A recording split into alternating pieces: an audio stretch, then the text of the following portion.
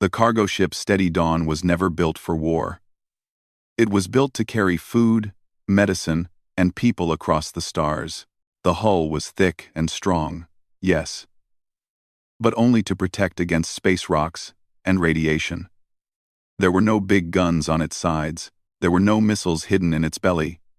It was a simple ship for simple work. Captain Tejo stood on the bridge and looked at the screen in front of him. His hands were steady, but his heart was beating fast. On the screen, he could see the Velthari warship. It was massive. It was black and covered with weapons that glowed with blue light. It was beautiful in a terrible way, like a storm cloud full of lightning. "Captain," said Hana, his first officer. She was young, but her voice was calm. "They are sending a message." Tejo nodded. "Put it through." The screen changed. A Velthari commander appeared. The alien had gray skin and 4 eyes that blinked one at a time. Its mouth was wide and full of small, sharp teeth. When it spoke, the translation software turned its words into English. "Human vessel," the commander said. "You have entered Velthari space without permission. You have 30 seconds to surrender. Lower your shields. Turn off your engines. If you do not obey, we will destroy you." The message ended. The screen went back to showing the warship. Tejo looked around the bridge. His crew was small.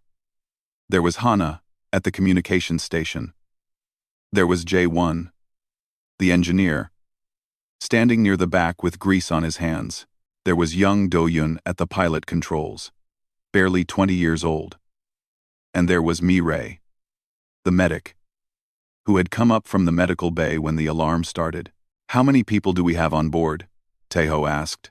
214. Hana answered. 189 refugees, 25 crew members. 43 of the refugees are children. Tejo closed his eyes for a moment.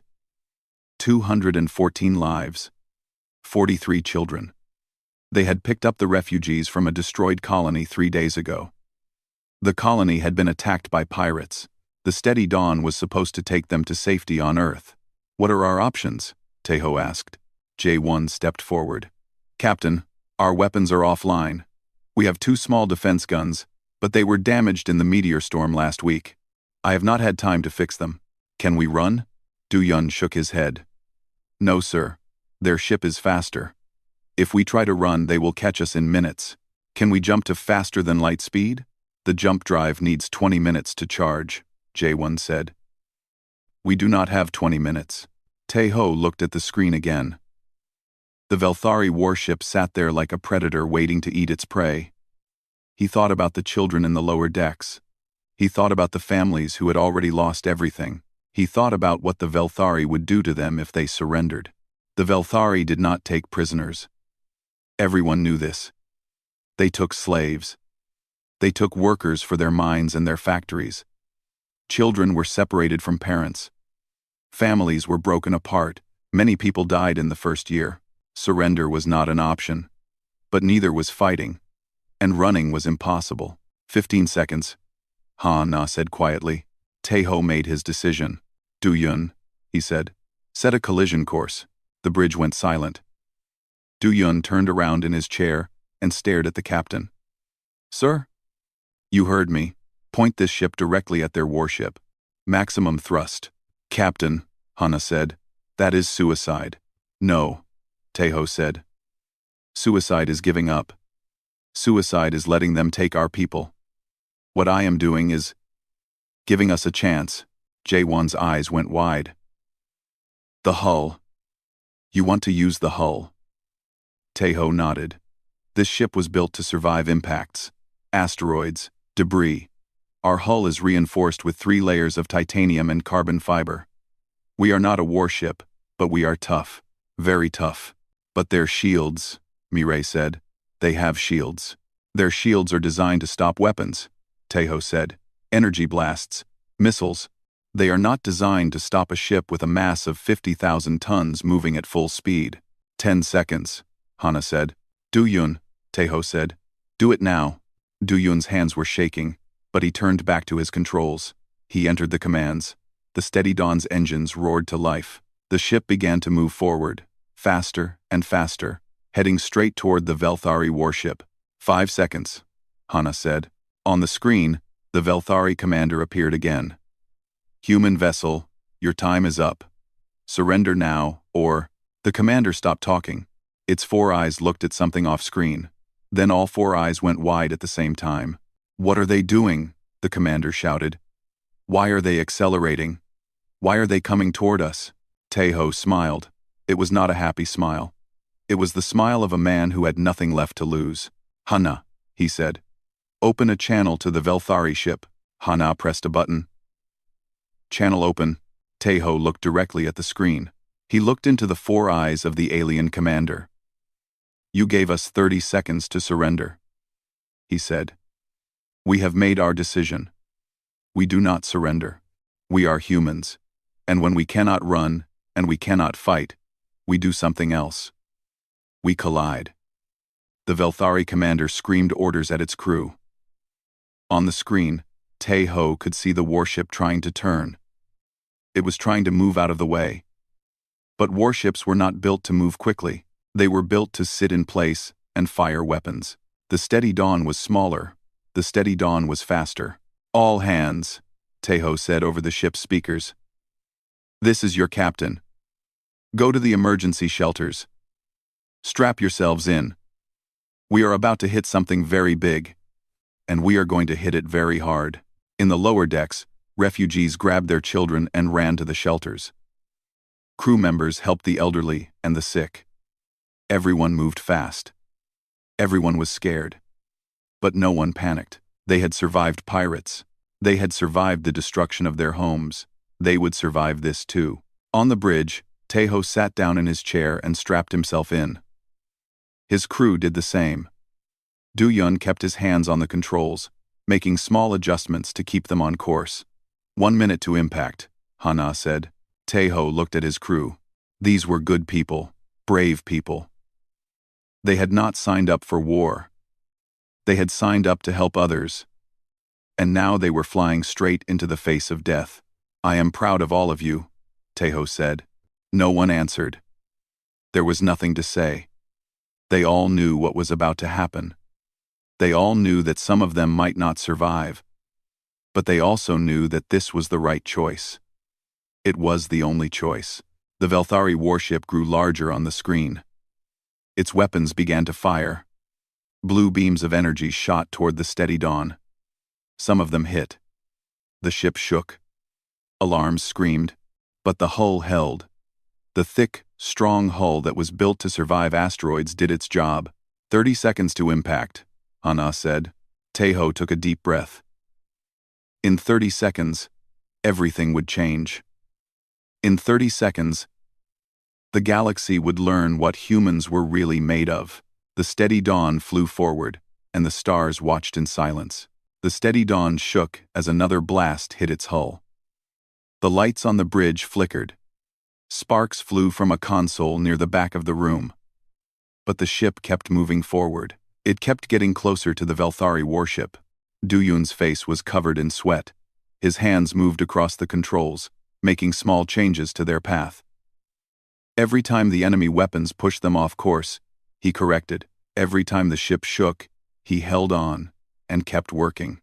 20 seconds to impact, Hana said. Her voice was steady, but her eyes showed fear. Jae-won stood at the engineering station. He was watching the power levels and the hull integrity. Captain, the outer hull is taking damage. Section 7 has a small breach. Section 12 is showing stress fractures. Can we make it? Taeho asked. If we get there in the next 20 seconds, yes. After that, I cannot promise anything. On the screen, the Velthari warship was growing larger every moment. Taeho could see details now. He could see the weapon ports flashing with blue light. He could see small shuttles trying to escape from the warship's hangar bays. The Velthari crew knew what was about to happen. They were running. They are trying to move, Do-yun said. They are turning their ship. It was true. The massive warship was slowly rotating. It was trying to present its strongest side to the coming impact, but it was too slow. Much too slow. 15 seconds, Hana said. Mireille was strapped into a seat near the medical station. She had a small screen in her hands, showing the status of the people in the emergency shelters. Everyone is secure, she reported. The refugees are scared, but they are in position. Taeho nodded. He thought about those people. He thought about the children holding their parents' hands. He thought about the elderly, who had already seen so much suffering in their lives. They were all counting on him. They were all trusting him to make the right choice. Open a channel to all speakers on the ship, Taeho said. Han-na pressed a button. Channel open. This is Captain Taeho, he said. In a few seconds, we are going to hit the enemy ship. It will be rough. There may be damage. There may be injuries. But I want you all to know something. We are not doing this because we want to die. We are doing this because we want to live. The Velthari do not take prisoners. They take slaves. If we surrender, we lose everything. Our families, our freedom, our future. So we fight, not with weapons, not with guns. We fight with the only thing we have, our ship, our determination, our refusal to give up. Hold on tight, we are almost there. He nodded to Hana, and she closed the channel. 10 seconds, she said. The Velthari warship filled the entire screen now. Taeho could see the fear in the movement of the enemy weapons. They were firing faster now, but less accurately. The gunners were panicking. They had never seen anything like this before. No species in the galaxy did what humans were doing right now. No species used their ships as weapons. It was considered madness. It was considered wasteful. Ships were expensive. Ships took years to build. No rational being would destroy their own ship just to hurt an enemy. But humans were not always rational. Humans were desperate. And desperate humans were dangerous.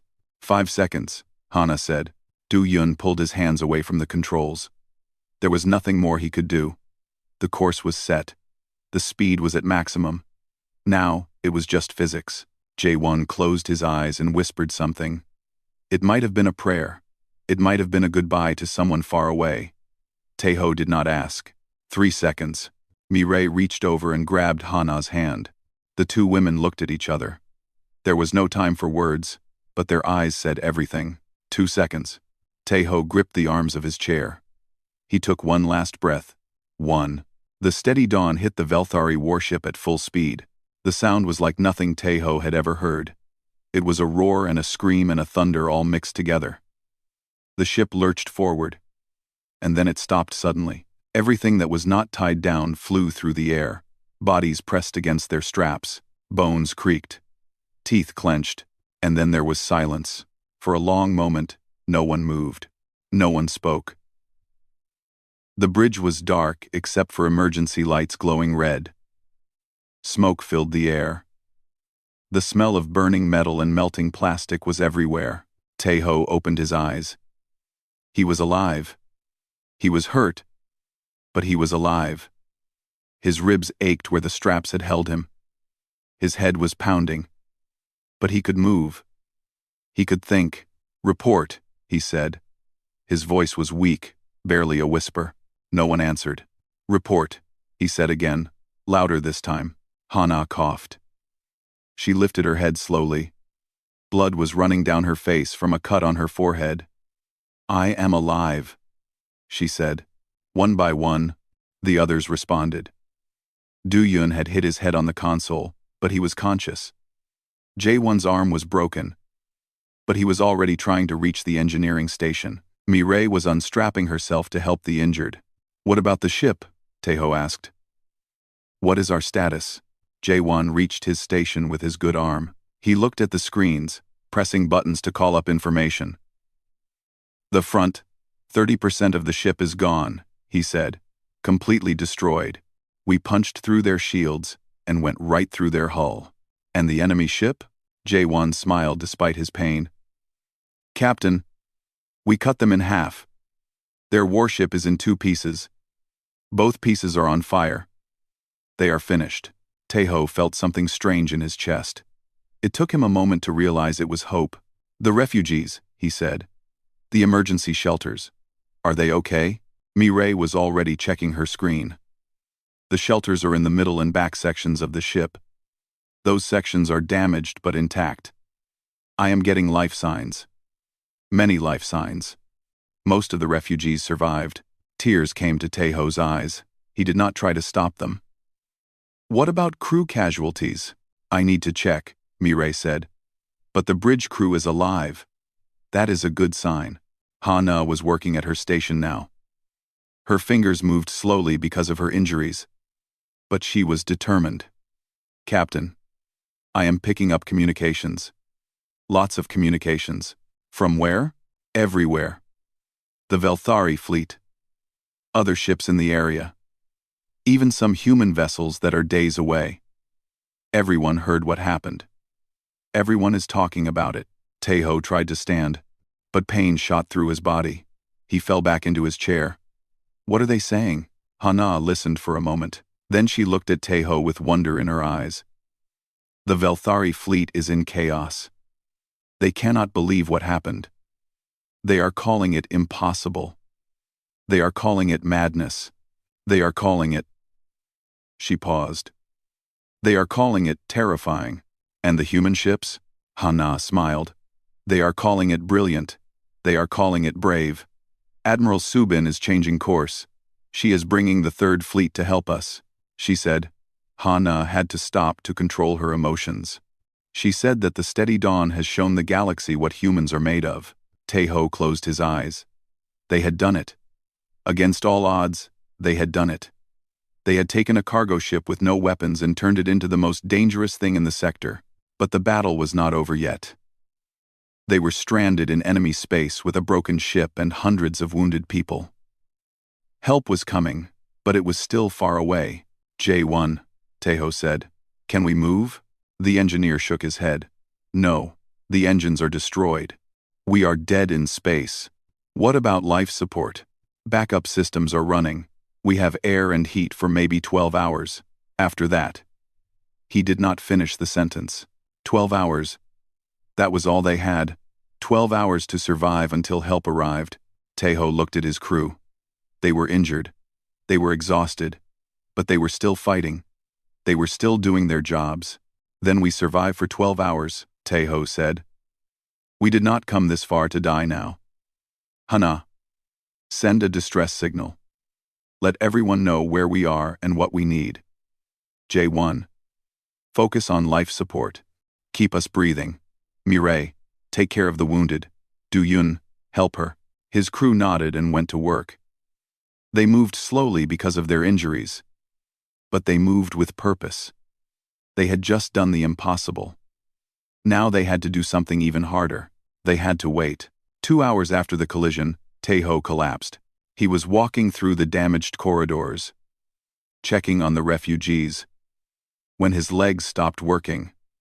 One moment he was standing. The next moment he was on the ground. The world spun around him. Voices called his name, but they sounded far away, like echoes in a dream. Mireille reached him first.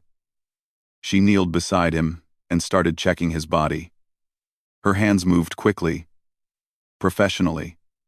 Then her face went pale. "Get a stretcher," she shouted. "Now." Hana was there too. She looked down at Tejo with fear in her eyes. "What is wrong with him?" "Internal bleeding," Mireille said. "The impact." The straps held him in place. But the force was too much. "His organs are damaged." Tejo tried to speak, but no words came out. The pain was everywhere now. It filled his body like fire. He had been ignoring it, pushing through it, but now it was too strong to ignore. "Take him to medical," Mireille ordered. "I need to operate. Now." They lifted Tejo onto a stretcher and carried him through the broken ship.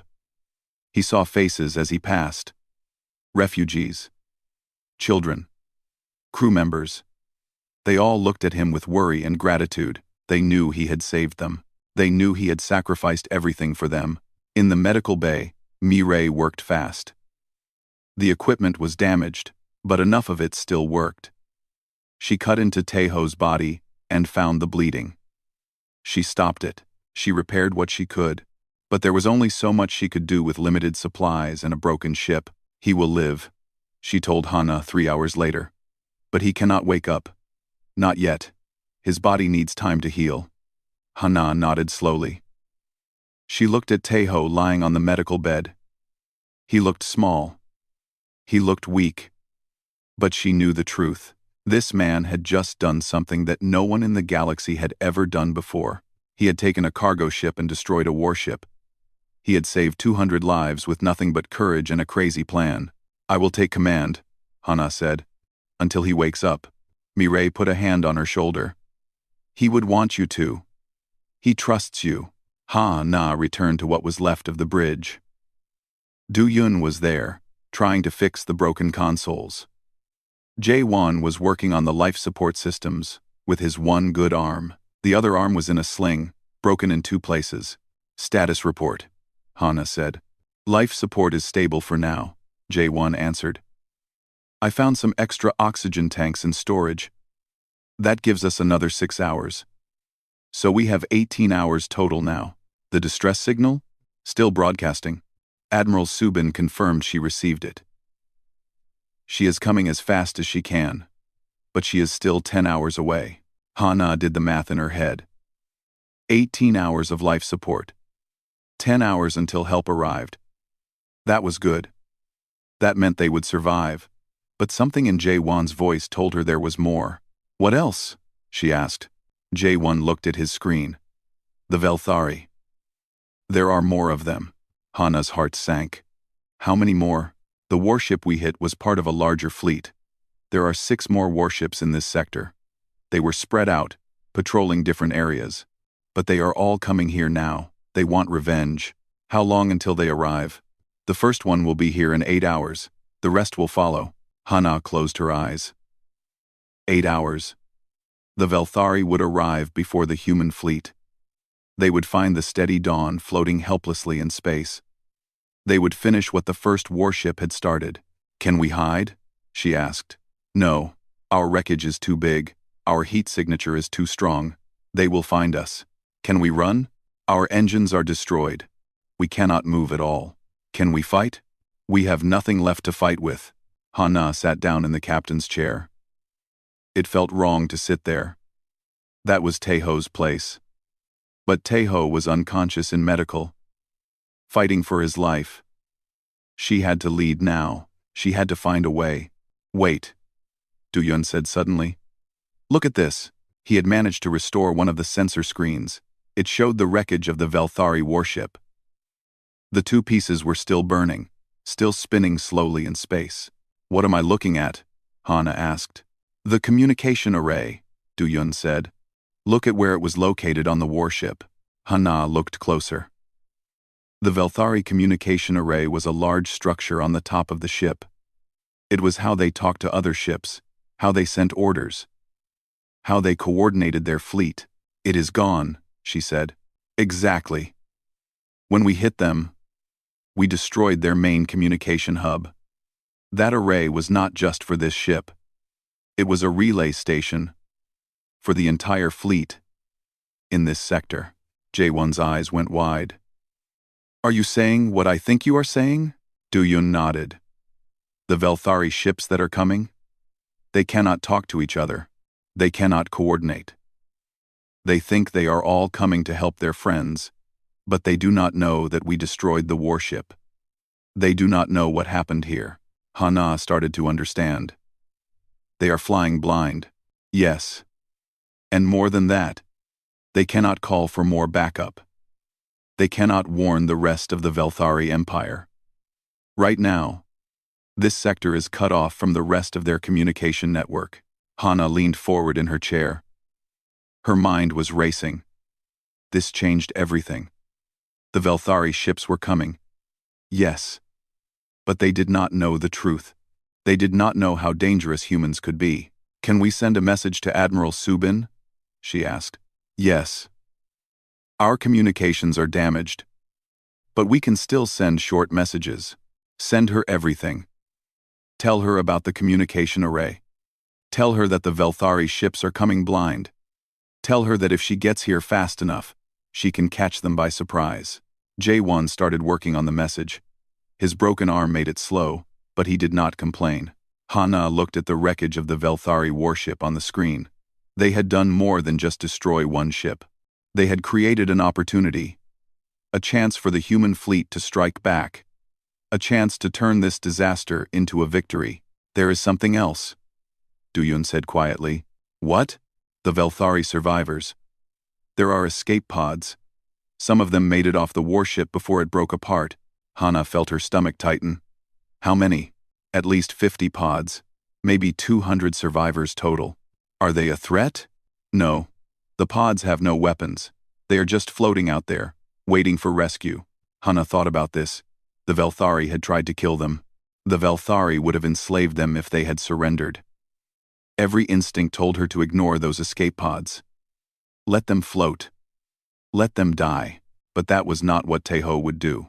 Do any of the pods have injured people? Du-yun checked his sensors. Yes. Several pods are showing medical emergencies. Hana made her decision. Send a message to the pods. Tell them we will not harm them. Tell them to stay where they are. When our fleet arrives, we will rescue them too. J1 looked up from his work. You want to save them? After what they tried to do to us? Yes. Because that is what makes us different. That is what makes us human. We do not leave people to die. Even our enemies. Taeho risked everything to save our refugees. We will not become monsters just because the Velthari are. The bridge was quiet for a moment. Then J1 nodded slowly. You sound like the captain, he said. Hana looked at the empty space where Taeho should be standing. I learned from the best. She turned back to the screen and watched the wreckage spin in the darkness of space. Help was coming. Enemies were coming too. But for the first time since the collision, Hana felt something she had almost forgotten. She felt hope. 7 hours after the collision, the first Velthari warship arrived. Hana watched it appear on the damaged sensor screen. It came out of faster-than-light travel in a flash of light. Its weapons already charging. It was expecting a battle. It was expecting to find its ally fighting a desperate human ship. Instead, it found wreckage. The Velthari ship stopped. It just hung there in space, not moving, not doing anything. Hana could imagine the confusion on its bridge. The commanders were probably staring at their screens, trying to understand what they were seeing. Their warship was in 2 pieces. Both pieces were cold and dark now. The fires finally burned out. Escape pods floated everywhere like seeds scattered by the wind, and in the middle of it all sat the remains of the Steady Dawn, a cargo ship with no weapons, its front end completely destroyed. They are scanning us, Duyun reported. They are trying to figure out what happened. Let them look, Hana said. There is nothing they can do to us that they have not already done. The Velthari ship moved closer. It circled the wreckage slowly, like a predator examining a dead animal. Hana could feel the eyes of the alien crew on her broken ship. They were looking for answers. They were looking for threats. They are hailing us, Duyun said. Put it through. A Velthari commander appeared on the screen. This one was different from the first. Its skin was darker, almost black, and it had scars across 2 of its 4 eyes. When it spoke, its voice was full of anger. Human vessel, what have you done? Hana stood up. She was tired. She was injured. But she would not show weakness to this enemy. We defended ourselves, she said simply. You destroyed a warship. A cargo vessel destroyed a warship. That is impossible. And yet, here we are. The commander's 4 eyes narrowed. You will pay for this. When I am finished with you, there will be nothing left. Not even atoms. Forma, Hana smiled. It was a cold smile, full of defiance. Then do it. Attack us. Destroy us. But know this. We are already dead. Our ship is broken. Our captain is dying. We have nothing left to lose. But you? You have a ship full of crew members, a ship full of people who want to live. If you attack us, how do you know we will not do the same thing again? How do you know we will not find a way to take you with us? The commander hesitated. Hana could see the doubt in its eyes. The fear. You are bluffing, it said. Am I? We already did it once. We already proved that we are crazy enough to fly our ship into yours. Are you willing to bet your life that we will not do it again? The commander did not answer. It just stared at her, its 4 eyes blinking one at a time. I thought not, Hana said. Now listen carefully. A human fleet is on its way. Admiral Subin of the 3rd Fleet. She will be here in 3 hours. You can wait here and fight her, or you can leave. Your choice. 3 hours? We could destroy you 100 times in 3 hours. Yes. But could you escape afterward? Your communication array is gone. You cannot call for help. You cannot coordinate with the other ships that are coming. You are alone. And you will stay alone until Admiral Subin arrives. The commander's face twisted with rage. But behind the rage, Hana could see something else. She could see calculation. The alien was weighing its options, trying to decide if revenge was worth the risk. Finally, it spoke. This is not over, human. We will remember what you did here. We will find your worlds. We will burn them all. You can try, Hana said. But you will have to get through us first. The screen went dark. The communication ended. J1 let out a breath he had been holding. That was either very brave or very stupid. Probably both, Hana admitted. Du Yun was watching his sensors. The Velthari ship is moving. It is. It is leaving. Hana could not believe it. What? It is going to faster than light speed. It is running away. On the screen, the Velthari warship turned and accelerated. In a flash of light, it was gone. Hana sat back down in the captain's chair. Her legs were shaking. She had just bluffed a Velthari commander. She had just convinced an armed warship to run away from a broken cargo vessel. We did it, J1 said quietly. We actually did it. But Hana knew they were not safe yet. There are still 5 more ships coming. And they might not be so easy to scare. 3 hours passed. 3 long, tense hours. The crew of the Steady Dawn worked to keep their ship alive. They patched holes in the hull. They recycled air. They shared food and water with the refugees. They did everything they could to survive. And then, finally, Do Yun saw something on his sensors. Ships approaching, he said. Multiple contacts. Hana's heart stopped. Velthari? Du Yun stared at his screen. Then a smile spread across his face. No.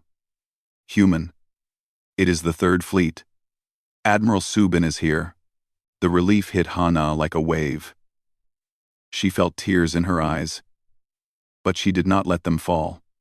Not yet. There was still work to do. On the sensor screen, she could see the human ships coming out of faster-than-light travel. One after another, they appeared. Battleships, cruisers, destroyers, and in the center of them all, the flagship. We are being hailed, Du Yun said. Put it through. A face appeared on the screen. A woman with gray hair and sharp eyes. Her uniform was covered with medals and badges. This was Admiral Subin, one of the most famous commanders in the human fleet. Steady Dawn, this is Admiral Subin. We received your message. We are here to help. Hana stood up and tried to salute, but her injured arm would not cooperate. Admiral, thank you for coming. Subin's eyes moved across the screen, taking in the damage to the bridge, the injured crew, the smoke still in the air. We came as fast as we could. When we got your message about the communication array, she paused. You handed us an incredible opportunity. We hoped you could use it. We already have. We caught 2 Velthari warships on the way here. They never saw us coming. They surrendered without a fight. Subin shook her head in amazement. Your collision did more than destroy one ship. It broke the enemy's ability to communicate across an entire sector. We have been taking advantage of the chaos ever since. Hana felt a strange mix of emotions. Pride, relief, exhaustion. Permission to come aboard, Subin said. I want to see this ship for myself. I want to meet the crew that did the impossible. Permission. Permission granted, Admiral. But be careful, the ship is in bad shape. Understood. We are sending medical teams and engineers as well. Your people are safe now. All of them. The communication ended. Hana looked at her crew. Jae-won was crying quietly, his good hand covering his face. Do-Yun was just staring at the ceiling, breathing slowly. Even Mireille, who had come up from medical to hear the news, had tears running down her cheeks. 30 minutes later, Admiral Subin walked onto the bridge of the Steady Dawn. She was smaller than Hana had expected, but her presence filled the room. She looked at the broken consoles, the burned walls, the makeshift repairs that held everything together. Unbelievable, she whispered. She walked to the front of the bridge, where the view screen used to be. Now there was just a metal plate welded over a hole. Beyond that plate was empty space where the front of the ship used to be. You flew through them, Subin said. You actually flew through them. We had no other choice, Hana said. Subin turned to look at her. Where is your captain? Where is Taeho? In medical. He was injured in the impact. Internal bleeding. Mireille saved his life, but he has not woken up yet. Subin nodded slowly. When he wakes up, tell him something for me. Tell him that what he did here will be remembered forever. Tell him that he changed everything. What do you mean? Subin smiled. It was a tired smile, full of weight. The Velthari have been pushing us back for years. They think we are weak. They think we are cowards. Today, you proved them wrong. You showed them that humans do not surrender. You showed them that even a cargo ship with no weapons can be deadly. That is a message that will spread across the galaxy. That is a message that will change the war. Hana looked at the broken bridge around her. She looked at her injured crew. She thought about the refugees in the lower decks and the captain lying unconscious in medical. They had not set out to change anything. They had just wanted to survive. But sometimes, survival was enough. Taeho opened his eyes and saw white. For a moment, he thought he was dead. He thought this was what came after. A place of light and silence. But then he felt pain in his chest. And he knew he was still alive. Dead people did not hurt like this. He turned his head slowly. He was in a bed. A real bed, with clean sheets and soft pillows. The room around him was clean and bright. Medical equipment beeped softly nearby. Through a window, he could see stars moving slowly past. You are awake. Taeho turned toward the voice. Hana was sitting in a chair next to his bed. She looked tired, but she was smiling. Where am I? Taeho asked. His voice was rough and weak. You are on the medical ship Healing Star. We were transferred here 2 days ago. The doctors have been taking care of you. 2 days? Taeho tried to sit up, but pain shot through his body. He fell back against the pillows. Do not move, Hana said gently. You almost died. Mireille saved your life on the Steady Dawn, but you needed more surgery. The doctors here did what they could. Taeho closed his eyes for a moment. Memories came back slowly. The Velthari warship, the ultimatum, the decision to collide, the impact. The refugees, he said suddenly. The children, are they safe? Hana said. All of them. We lost 11 crew members in the collision. Good people. Brave people. But the refugees all survived. Every single one. Taeho felt tears forming in his eyes. 11 crew members. 11 people who had trusted him, who had followed his orders, who had given their lives for strangers. Their names, he whispered. I want to know their names. Hana nodded. She reached into her pocket and pulled out a small piece of paper. I wrote them down for you. Chief Engineer's Assistant Park Young-soo. Navigation Officer Lee Mi-young. Maintenance crew. She read all 11 names. Taeho listened to each one, memorizing them, promising himself that he would never forget them. When Hana finished, there was silence in the room. You saved 200 people, Hana said finally. You saved them by sacrificing 11. That is a terrible trade. But it was the only trade we had. Taeho nodded slowly. I know. It does not make it easier. No, it does not. They sat in silence for a while. The stars continued to move past the window. Somewhere on this ship, 200 refugees were recovering from their ordeal. Somewhere, 43 children were sleeping safely for the first time in weeks. There is something else you should know, Hana said. Something that happened after you passed out. She told him everything. The Velthari ships that came, the bluff that scared the first one away, Admiral Subin's arrival, the discovery about the communication array, the battles that followed. Because of what we did, the human fleet was able to push the Velthari out of 3 star systems, Hana said. They captured hundreds of prisoners. They freed thousands of slaves. The war is not over. But for the first time in years, we are winning. Taeho stared at her. Because of a cargo ship? Because of a cargo ship that refused to surrender. Because of a captain who was crazy enough to fly his ship into the enemy. Hana smiled.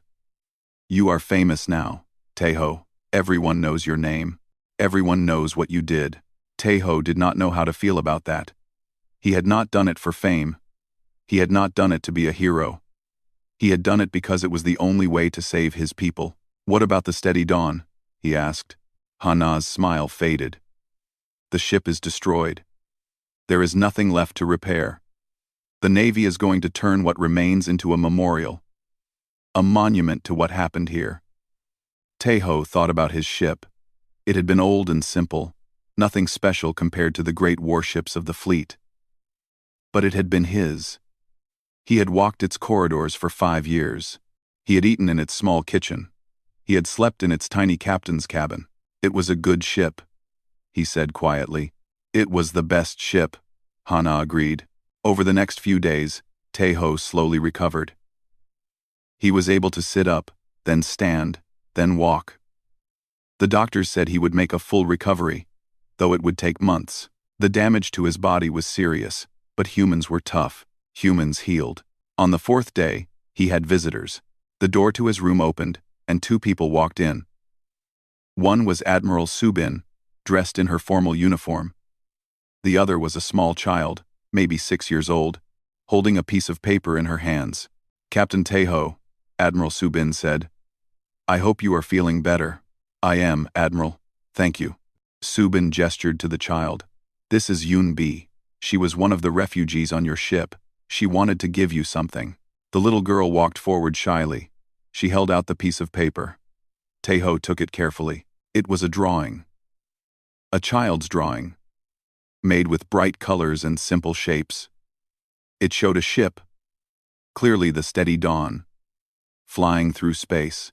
Next to the ship was a person with black hair, standing at the front. Below the picture, in wobbly letters, were the words, "Thank you for saving us." Taeho looked at the drawing for a long time. His vision blurred with tears. Yoonbi, he said. This is beautiful. The little girl smiled. My mommy says you are a hero. She says you saved everyone. She says I should always remember what you did. Taeho reached out and put his hand on her head gently. I am not a hero, he said. I am just a captain who loves his people. That is all any of us can be. After the visitors left, Taeho held the drawing close. He looked out the window at the stars. Somewhere out there, the war was still going on. Somewhere, humans and Velthari were still fighting. But here, in this quiet room, a little girl was safe because of what he had done. That was enough. That would always be enough. Weeks later, when Taeho was fully recovered, he attended a ceremony on Earth.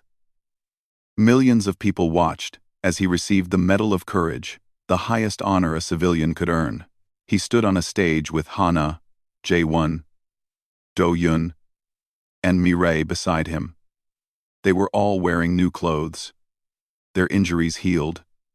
Their eyes full of pride and sadness. A speaker told the story of the steady dawn, how a cargo ship with no weapons had faced a warship and won.